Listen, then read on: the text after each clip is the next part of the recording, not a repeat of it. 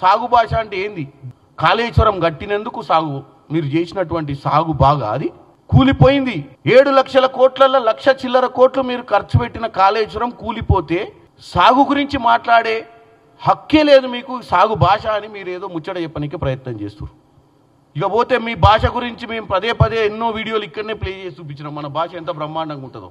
ఈ రాష్ట్రంలో బూతు పితామహులు కేసీఆర్ గారు ఏమన్నా ఉంటే ఎన్ని బూతులు మాట్లాడి, ఎందుకంటే ఆయనేమో 80,000 పుస్తకాలు చదివినా అని చెప్పుకుంటాడు. మేము మాకు తెలిసిన పుస్తకాలు అయితే తెలియదు, కానీ ఆయన ఎన్ని బూతులు మాట్లాడిండు, ఎన్ని వంకర టింకర మాట్లాడిండు మాత్రం బ్రహ్మాండంగా అన్ని రికార్డులలో ఉంది.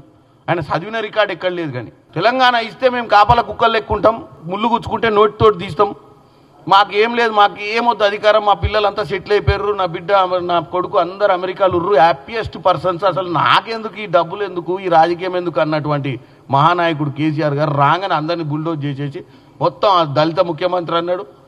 దళిత ముఖ్యమంత్రి, దళితకు 3 ఎకరాలు అన్నాడు.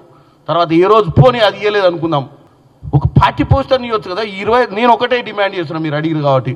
ఒకవేళ వాళ్ళకి నిజంగానే మేము బీసీ కులగణన చేసినాం, మళ్ళీ ఆమె నిన్న మొన్న ధర్నా కూడా పెట్టినట్టుంది కవిత గారు ఏడా ఇందిరా పార్క్ దగ్గర.